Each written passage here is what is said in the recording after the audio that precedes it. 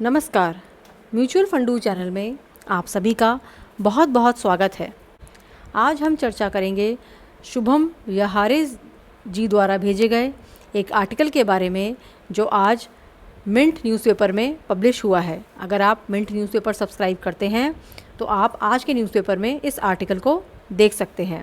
उन्होंने लिखा है, ma'am can you please create video on the following issue. और इस आर्टिकल में जो इशू कवर किया गया है उसका हेडिंग है Franklin Templeton didn't take SEBI's nod before winding up schemes RTI reveals. तो आइए जानते हैं इस आर्टिकल के डिटेल्स।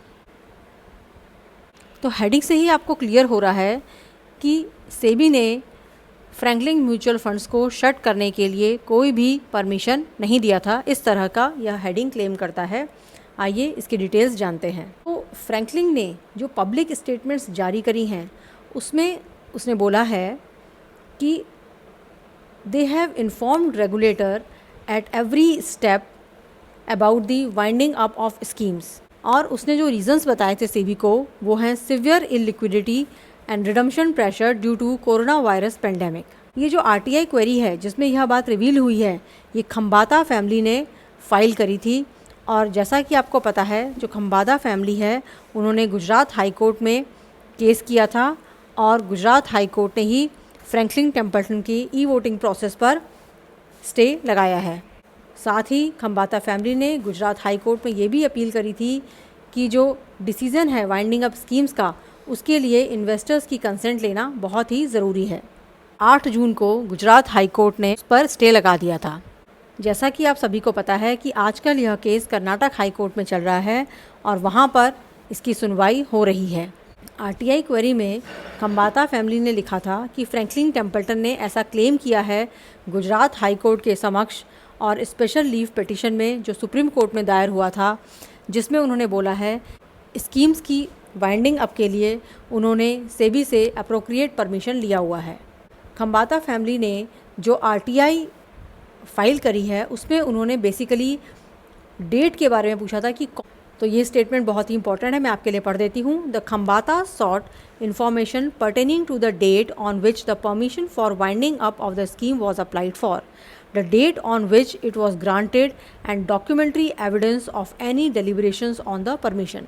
तो बेसिकली उन्होंने डेट मांगी है कि किस दिन उन्हें परमिशन के लिए अप्लाई किया, कौन सी डेट को उन्हें परमिशन मिली और उसके रिलेटेड डॉक्यूमेंट्री एविडेंस देने के लिए उन्होंने आरटीआई फाइल किया था। सेबी ने इस आरटीआई के रिस्पांस में बोला है कि सेबी ने कोई भी परमिशन फ्रैंकलिन को ग्रांट नहीं किया है स्कीम वाइंड अप करने के लिए। मिंट ने आरटीआई क्वेरी और उसके रिस्पांस दोनों को रिव्यू किया है और उसी के बेसिस पर यह पूरा आर्टिकल बनाया गया है। फ्रैंकलिन ने एक ईमेल स्टेटमेंट में बोला है कि हमने न ही गुजरात हाई कोर्ट और सुप्रीम कोर्ट के समक्ष ये बोला है कि सेबी ने हमें परमिशन ग्रांट किया था वाइंडिंग अप ऑफ स्कीम्स के लिए।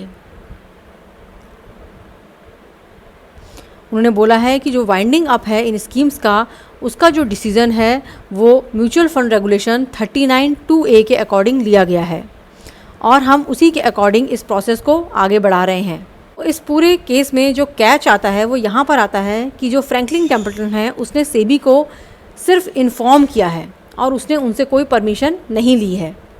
म्यूचुअल फंड रेगुलेशन 39 के अकॉर्डिंग जो फ्रैंकलिन ने इन फंड्स को क्लोज़ करने का फ़ैसला लिया है वो सेक्शन 39 ट्रस्टीज़ को एम्पावर करता है कि वो स्कीम को क्लोज़ करने का डिसीजन ले सकते हैं अगर वो यूनिट होल्डर्स के इंटरेस्ट में है। एक कंट्रोवर्शियल पॉइंट निकल के आ रहा है वो ये है कि इन्फॉर्मेशन टू सेबी यानी सेबी को इन्फॉर्म करना या फिर उनसे अप्रूवल लेना एक दो अलग अलग चीज़ें हैं। इसको आप इस तरह समझ सकते हैं कि आपका बच्चा को कहता है कि मैं मॉर्निंग वॉक के लिए जा रहा हूँ, इट मीन्स उसने सिर्फ आपको इन्फॉर्म किया है। और दूसरी तरफ अगर वो आपसे ये पूछता है कि क्या मैं मॉर्निंग वॉक के लिए जा सकता हूँ और आप उसे हाँ कहेंगे तभी वो जाएगा और ना कहेंगे तो वो नहीं जाएगा, इसका मतलब ही सीकिंग योर अप्रूवल। तो इन्फॉर्मेशन और अप्रूवल में ये डिफरेंस है। कहते हैं कि information to SEBI can be pre decision और पोस्ट फैक्टो, यानी जो इन्फॉर्म करना है सेबी को वो आप डिसीजन लेने के पहले भी कर सकते हैं या फिर डिसीजन लेने के बाद भी कर सकते हैं। तो इससे ये बात निकल के आती है कि जो वाइंडिंग अप की प्रोसेस है उसमें जो है सेबी के डायरेक्शन के अकॉर्डिंग फ़ंड क्लोजर नहीं किया गया है। सेक्शन 39 के अकॉर्डिंग जिन जिन क्राइटेरिया पर क्लोजर किया जा सकता है उनमें से एक है सेबी का डायरेक्शन। फ्रैंकलिन टेम्पल्टन ने उसका पालन नहीं किया है। इसका मतलब उन्होंने कोई अदर क्राइटेरिया को यूज़ किया है, और वो अदर क्राइटेरिया क्या है? वो अदर क्राइटेरिया है opinion of trustees of mutual fund और रिजोल्यूशन बाय 75% यूनिट होल्डर्स। तो जैसा कि आपको पता है कि रिजोल्यूशन बाय 75% यूनिट होल्डर्स तो हुआ नहीं है। इसका मतलब ओपिनियन ऑफ ट्रस्टीज़ के ऊपर ये पूरा क्लोजर का फैसला लिया गया है।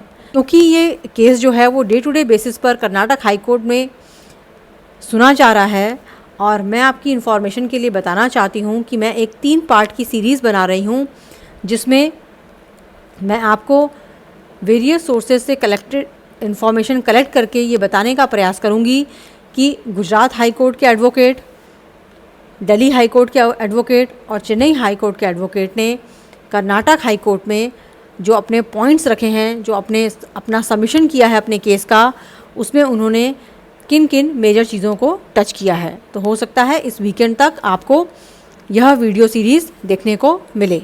अब मैं अपने वीडियो को यहीं समाप्त करती हूँ। शुभम जी का बहुत बहुत धन्यवाद यह आर्टिकल शेयर करने के लिए। Thank you.